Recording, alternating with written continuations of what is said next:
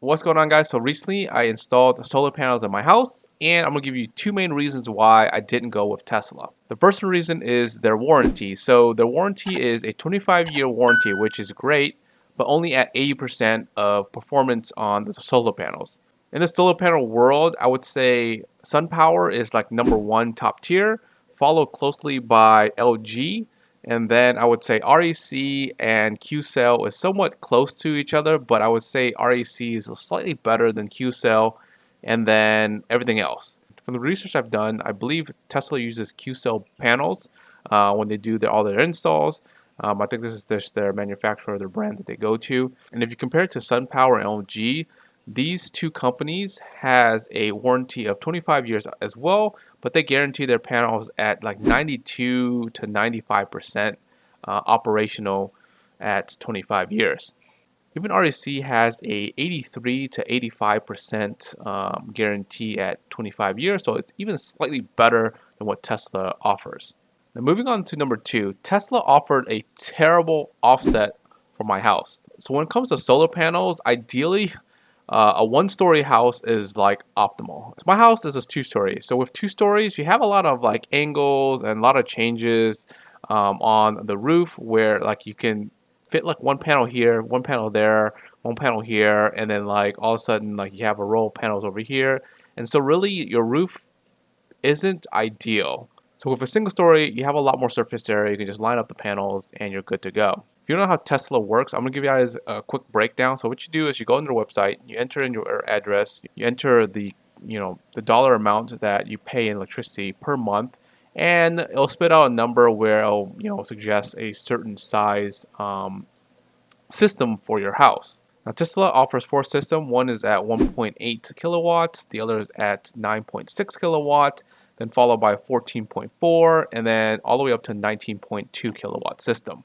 Out of these four systems that they offer you, you pick one of them, and then from there they prompt you to do a deposit of $250. So what they don't tell you is moving on to the next phase, they have somebody go in and pretty much look at your roof and they optimize the system to your roof.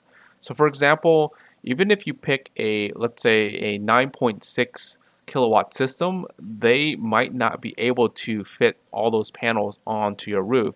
So like for example, in my case, since it's a two-story, there's not many areas where they can fit all these panels in. So when I pre-ordered through Tesla, I picked a 14.4 kilowatt system because I wanted 100% offset, but 14.4 is actually a lot higher than what I need. Ideally, what I need is like a 12 kilowatt system, and Tesla doesn't have that in between. So, I was like, okay, well, I'll just, pay for the higher one so that I can get 100% offset. So what happened was they came back and they optimized the system, and that system was actually lower than their 9.6 system, which is only a 77 offset. This is actually an 8.4 kilowatt system, and it only had an offset of 58%.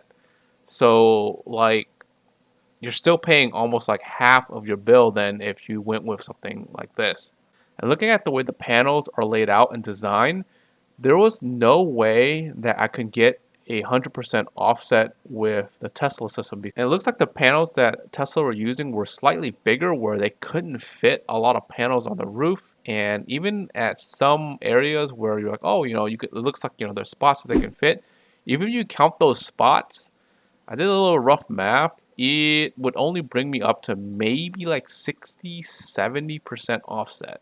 So even if I fit as many panels as I could on this roof here, like I wouldn't get 100% offset through Tesla. Because of those two reasons, I didn't go with Tesla, and I decided to go with a local company here in Texas called Longhorn Solar. Now this company carries two brands. They carry LG and REC. I decided to go with the LG 440 watt panels, and I got 28 of them, which was a 12.3 kilowatt system, which was what I was calculating for my house, where it's a perfect 100% offset for usage. Now, the other good thing about this company is they will work within your budget. So with Tesla, they have these set packages and then they kind of like dial it in, and that's the price you pay. With Longhorn Solar, what's really good about them is they work around your budget, and they can optimized, customized, and designed based on what your need is. So for example, like you can go in and say, you know what, I don't want to spend more than $30,000 on solar panels. Give me, what your best options are. Another thing that this company offers is real people. I can text or call them anytime and somebody on the other end will pick up. Tesla, it's all automated. It's through like pretty much bots and like there's maybe one person reviewing your thing, but it's really hard to get a hold of somebody and there's really like no like customer service number. So like if you had questions in terms of like, hey, what system do I need to get, what size, whatever, even though like they recommend certain things, you may have a question. It's like, hey, should I get like 2 batteries, should I get 1 battery, stuff like that, or just basic questions like what does this mean or what does this do. You can't get a hold of anybody. Like you literally through Tesla, you have to basically deposit your money, fully check out and accept a design that you may not like before somebody is assigned to you, and then that's when you can ask questions. Obviously with Tesla there is a cancellation period where you can cancel stuff. They're pretty good about the refund portion of it, but to me, like having somebody there where I can text, call at any time, or even email, they respond really quickly, right?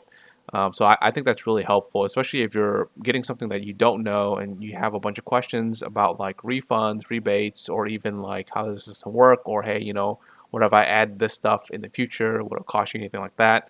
It's all right there with this company. So if you're in Texas and you're looking for a good solar company, check them out. Longhorn Solar. You can refer me, Yo Dan.